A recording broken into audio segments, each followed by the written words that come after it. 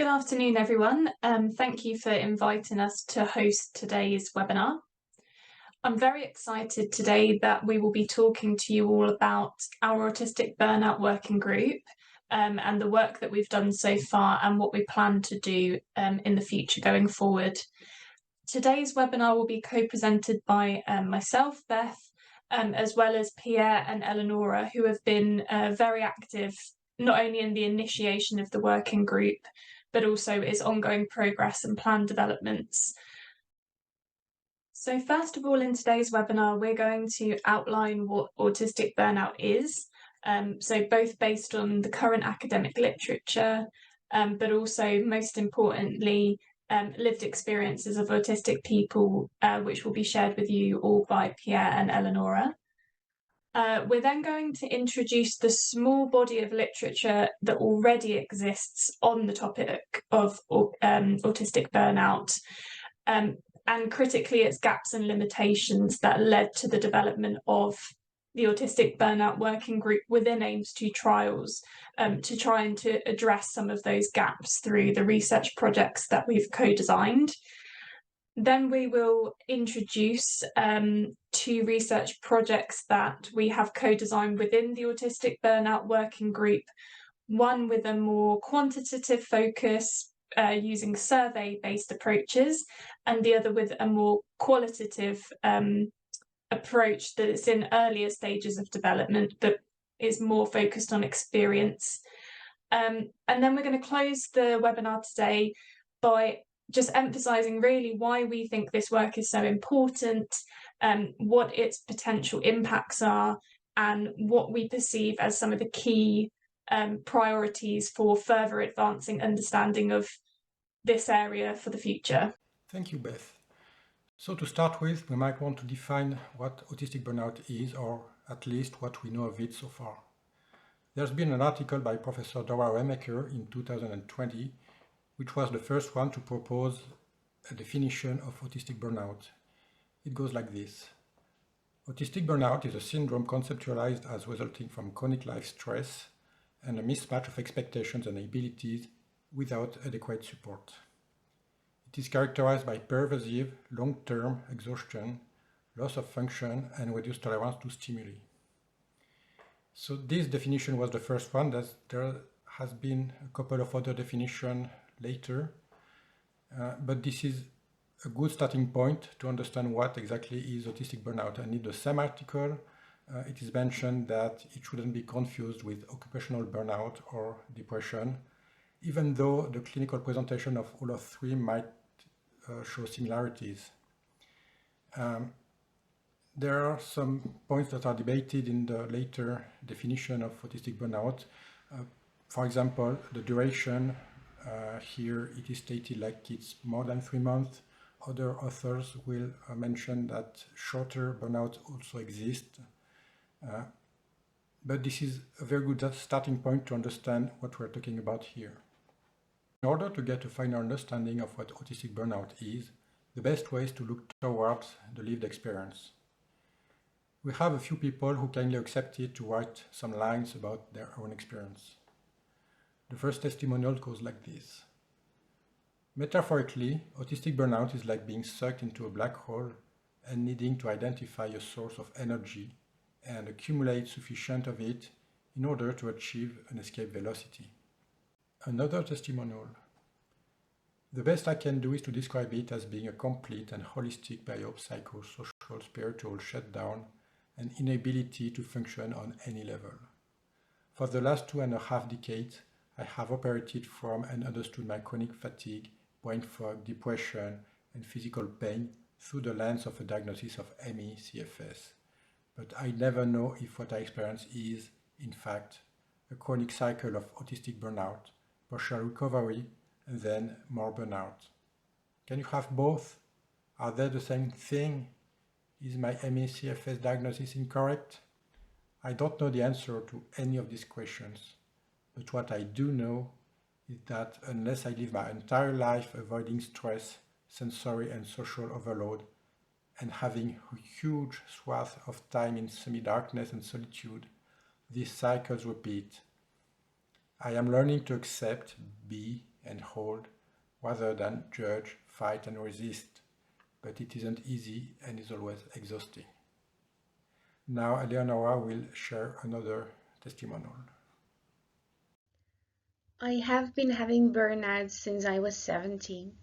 The first was really intense. I couldn't understand why I suddenly can't go anywhere and be effective as I was before. 7 years ago, I had another burnout with a shutdown. I couldn't leave the house. I couldn't take care of myself. SSRI didn't help. I needed to be left alone, watching television for hours. It took me 6 months to recover. When reading about autistic burnout a few years ago, it was like they were writing my story. I started to focus more on my sensory overload and the need to unmask. I also accepted that avoiding people when I need it is giving me strength and not just me being odd. I also started to say no to other obligations when I'm overwhelmed, which I couldn't do before. Also, feeling the identity of autism, being part of the autistic community really helped. As I analyzed my burnouts, the biggest triggers were hormonal changes and life big changes, not being in control, not having the strength to do the masking. Autistic burnout felt like I was treading through mud all day long. Every step, every interaction, every word took my last reserves and all my mental powers to actually do it. I had to cancel all my functions so I could act as if I were doing my work properly. Things like eating, smiling, relaxing were abandoned. I only could keep going if I were so tired that my body forgot that it was tired and I was in overdrive. If I stopped, the anxiety would get me in a grip and torture me. I felt bad, worthless, and no good, and was so scared that people would discover that I was hanging on by a fingertip. I slowly healed through the love and support of other autistic people who appreciated me for who I was and how I interacted with them. They appreciated me for what I did as well, but I didn't have to buy social credit from them to be allowed to belong. Safe autistic spaces where I don't have to mask are my lighthouse. Burnout is common in my field of work. What is different about autistic burnout compared to that experienced by non-autistic people? For me, it's a loss of specific skills, including the ability to communicate, the inability to tolerate interacting with other people, the heightened sensory sensitivities, and the only way to recover is to take time alone, to reduce demands, to maximize sensory adaptations. Sometimes it's short-lived, such as after a particularly busy period of work or life stress, when a few days of solitude will suffice to restore my capacity to function. Looking back to before I knew I was autistic, I had periods of autistic burnout requiring many months of recovery, which may have been easier if I had understood what was happening. So I think that one thing that starts to really come through from the experiences that Pierre and Eleonora have just shared and that have been discussed in the Autistic Burnout Working Group are these sort of emerging themes that seem to begin to be relatively consistent across the different lived experiences. So, for example, things like loss of function, loss of energy, sensory and social overload, and their interaction with one another, things like late diagnosis, masking and camouflaging, exposure to stresses and chronic stress and the impact of that, and needing that space for recovery. And I think when I was first approached about some of these experiences, and we were just starting to set up the Autistic Burnout Working Group, one of the things that really resonated with me was that this seemed to be really also aligned with some of the research that we'd already done previously. So, for example, here you can see a theme that we'd identified through a qualitative research project with 16 autistic adults, where the topic of the research was to identify factors that were important for quality of life, and also what the potential predictors were of mental health difficulties and reduced quality of life from the perspective of autistic adults. And the most prominent theme that came out of this qualitative work was a theme that at the time I labelled exhaustion, with a sub-theme that at the time labelled overload, and the definition provided for this was an exposure to an overwhelming burden of environmental input and or demands, and kind of the impact that that had on people. And this experience was shared by all 16 of the adults who took part in this qualitative interview study. And when you look at the number of references across those 16 interviews, this feature and topic came up 111 times. And in reflecting on this work now, I think a lot of the things that were being shared in these interviews really align with the definitions of autistic burnout that you've kind of seen in the previous slides. And this really kind of added motivation for me to think that this was really an area in need of more research, and where the Autistic Burnout Working Group would be a great platform to advance this.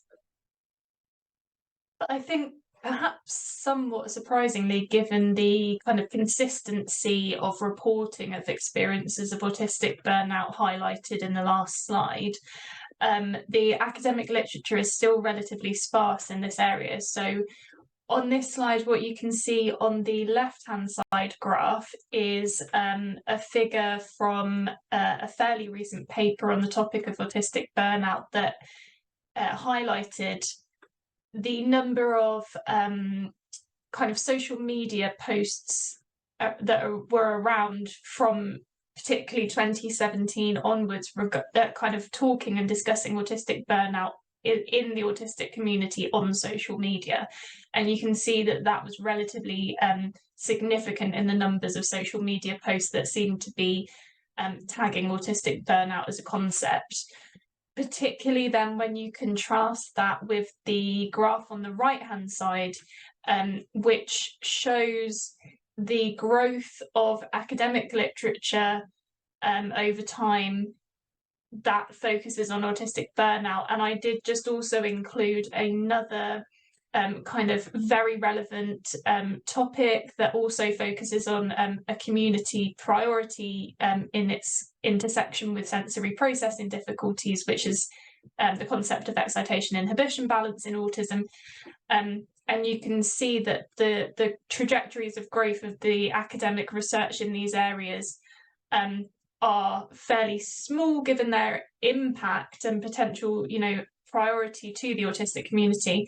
And I think when you look particularly at the autistic burnout line, you can see that when you contrast that with the number of autistic people in the community online discussing burnout experiences, it really is lagging behind. And the other thing to consider here is that when you actually delve into the research literature and look at the papers that are being indexed as relevant in discussing autistic burnout, you actually will also then find that quite a substantial number of those publications focus more on family experiences of burnout. So, for example, the experiences of parents of autistic young people and their experiences of burnout, and also professionals working with autistic people. So even with the figures shown here on the right, relatively fewer of these papers are actually directly focusing on autistic people and their experiences of burnout. When you get into the next layer of investigating the publications that do already exist on the topic of autistic burnout that directly relate that experience to autistic people, what you can see here is that the majority of those publications so far are focused on describing autistic burnout, so defining what autistic burnout is, based on, for instance, a synthesis of discussions on social media within the autistic community, as well as some additional kind of broader kind of co-produced work in order to get closer to being able to conceptualize autistic burnout from a scientific perspective, with also then the goal of operationalizing that concept so that it can be assessed through empirical work, for example, survey-based approaches. And so then you can see that the other literature highlighted here tends to focus either on measurement of autistic burnout itself, so developing and beginning to validate some questionnaire-based assessments of autistic burnout, and then very early work around risk and resilience factors. And I'll go into a little bit more detail on this in a moment, but the majority of this work is so far more theoretical and conceptual, so laying the foundations for a framework for autistic burnout and its candidate risk and resilience factors to be later investigated empirically. And to our knowledge, there's only one paper that's been published so far that actually directly applies an assessment of autistic burnout and then begins to attempt to associate that with candidate risk and resilience factors, which I'll introduce now. So this empirical work was conducted by Arnold and colleagues and published just this year. And in this study, the authors recruited 141 autistic adults who either reported current or previous experiences of autistic burnout. And the authors applied 2 online survey measures of autistic burnout. The first one, the Autistic Burnout Measure, is a unpublished autistic burnout survey that was developed by Professor Dora Raymaker's Aspire group. But this team were given permission to administer the questionnaire pre-publication. And they also applied their own autistic burnout survey that was developed within the research team, but also went through some advisory group feedback and development. And the aim of the study was to both compare and contrast these 2 initial autistic burnout surveys, to begin to validate them, and to identify what other factors were associated with autistic adults' experiences as reported on these measures. So the first key finding here was the kind of factor analysis of poignant items and domains within the autistic burnout questionnaires. And the authors kind of concluded that their autistic burnout survey, so the second survey listed on this slide, was potentially more optimal at capturing some of the experiences of burnout that were reported in their sample based on the associations they identified with broader experiences that I'll come on to in a moment. So in this table, I'm just showing the domains that were identified from the autistic burnout survey after factor analysis. So the first domain was identified as exhaustion. So examples of items in this domain were things like, I felt extremely tired or worn out. So going back to that sense of just total exhaustion, loss of energy. The second domain identified was titled overwhelm and withdrawal. So an example of an item in this domain was, I withdrew from social situations. So again, this kind of aligned with some of our qualitative findings from previous work around withdrawal and loneliness. The third domain was heightened autistic self-awareness, which actually referred to increases in reported autistic traits and the inability to mask and camouflage. So an example of an item in this domain was, I found some of the following more distressing than I usually do, and then a list of kind of sensory items. So I find, for example, bright or flickering lights more distressing than usual, or sudden loud noises more distressing than usual. And then the fourth domain was cognitive disruption. So this really referred to changes in executive function, and so, for example, difficulties with attention, memory, difficulties with categorization of objects in the environment, for example. So an example of an item in this domain was I had difficulty remembering instructions given to me.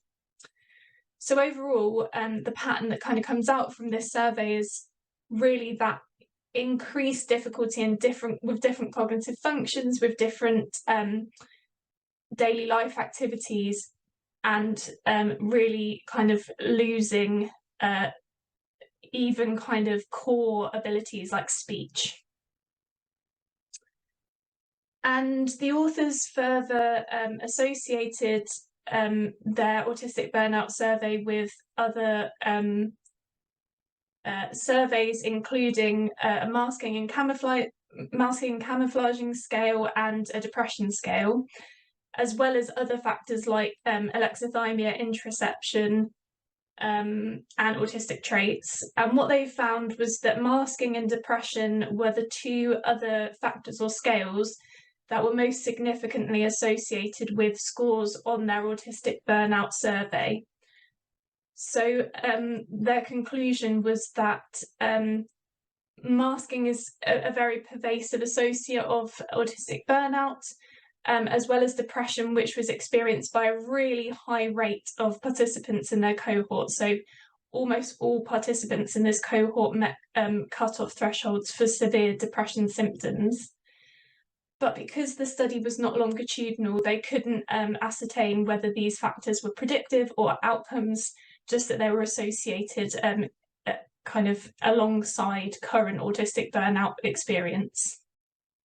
And in addition to masking and depression, a recent interesting, more kind of theoretical paper has additionally incorporated some more kind of biological or physiological concepts into a model for explaining autistic burnout. So this paper has outlined the potential relevance or parallels between autistic burnout and other literature and frameworks for chronic life stress and the interactions between exposure to cumulative stresses and their impact on physiological systems, and the concept of allostatic load. So the idea that increasing and persistent chronic exposure to stress can dysregulate physiological systems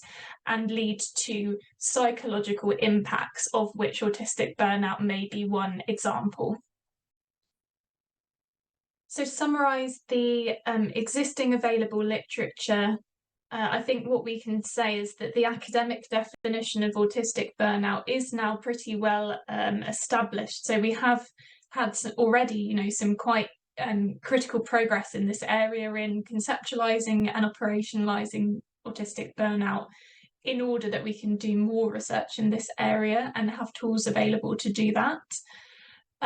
There are some existing theoretical models out there around the risk and resilience factors, or at least candidate factors that we might need to consider in our scientific work in kind of understanding associates of autistic burnout, in order to inform priorities for prevention, for instance, and management and identification. And we do now have access to these two existing questionnaire measures of autistic burnout to inform and develop our work. Academic research on autistic burnout is relatively new, and as mentioned, it tends to converge towards a clear definition of what it is actually.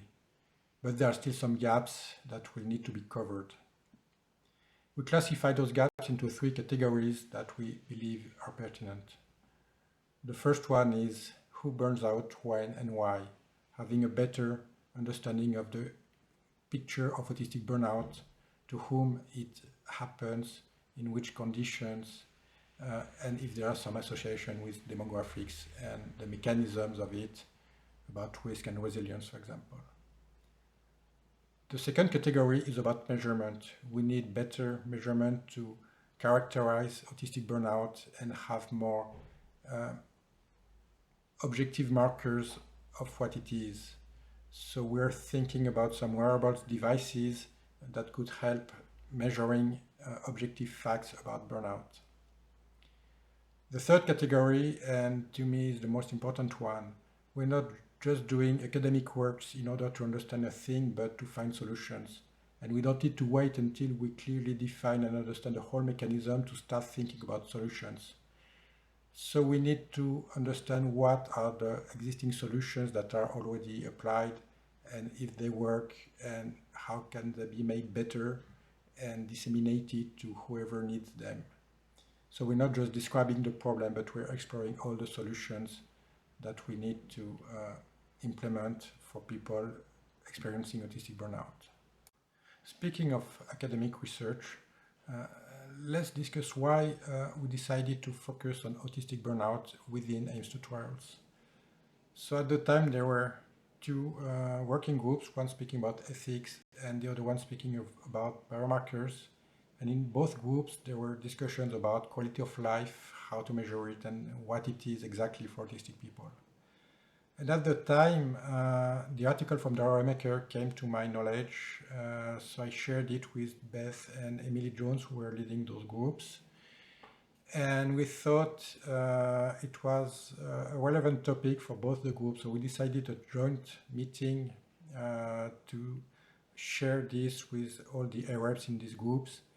And the AREPs were very enthusiastic to make some work, some academic work on that, and leverage AIMS2 trial to push the academic knowledge on autistic burnout. So we decided to make a specific working group on autistic burnout, and it started in June 2022.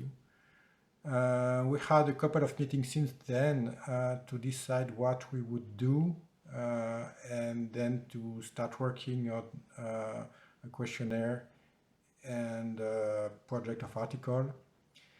And at some point, we believed that sharing this experience through a webinar would be a good idea, so that's why we are here now. And now Beth will explain where we are with this working group. Thanks, Pierre.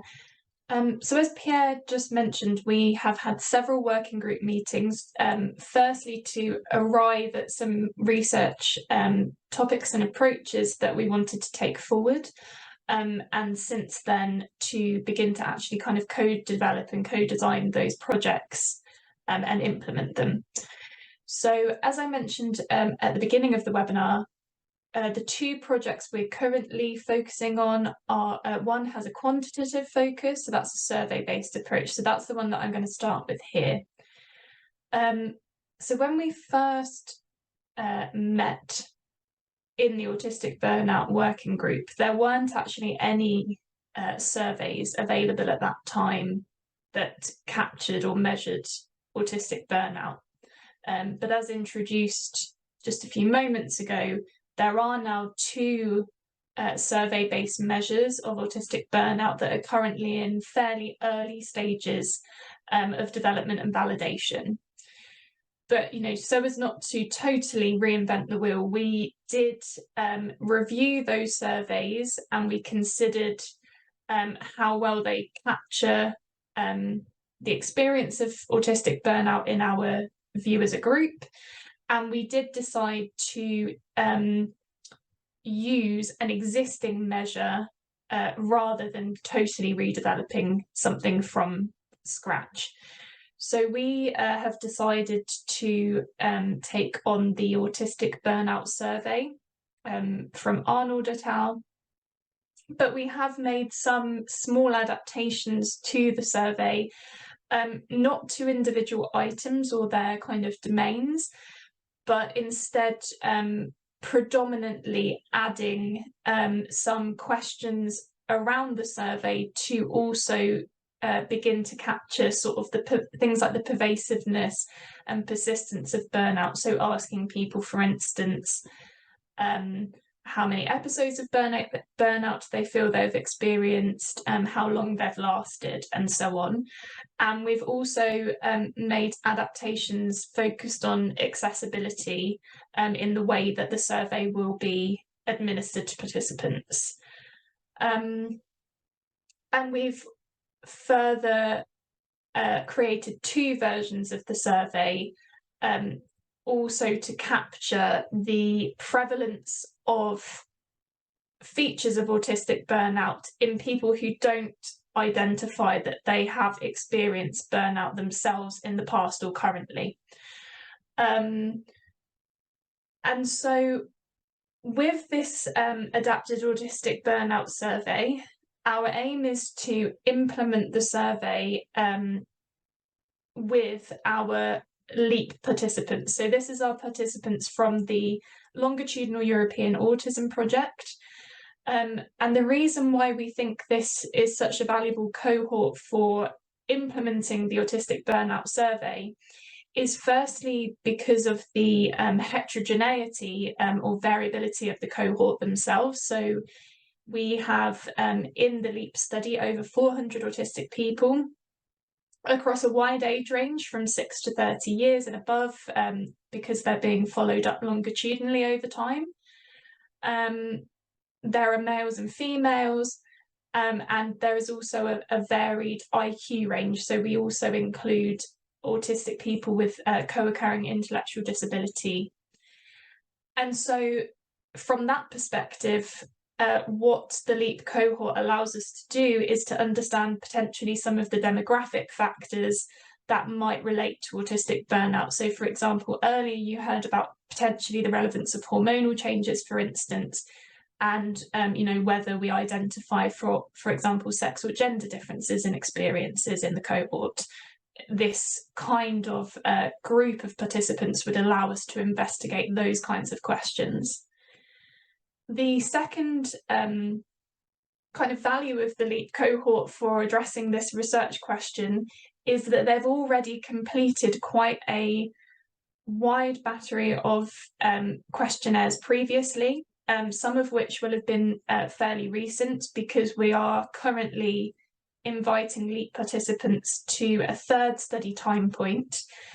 And these questionnaires capture a range of experiences that we think may be relevant either as potential predictors, both in terms of risk or possibly resilience for autistic burnout. So for example, things like sensory processing sensitivities, difficulties identifying and describing and regulating emotions,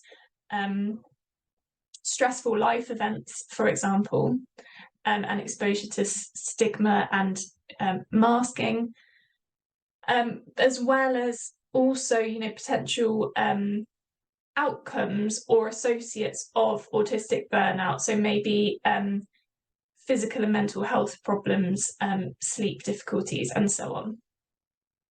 And so this deeply phenotyped cohort will also then begin to allow us to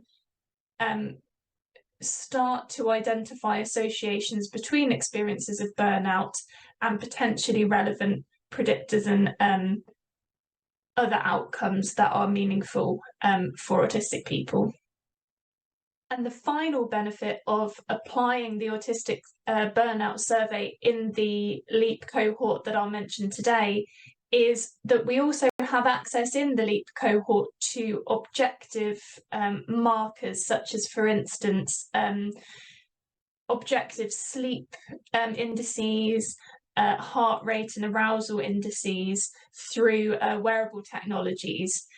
And so this is one thing we've discussed in the Autistic Burnout Working Group, is that, while if someone's currently in burnout, it may be more difficult for them to report subjectively on their current experiences through, for instance, a questionnaire-based measure.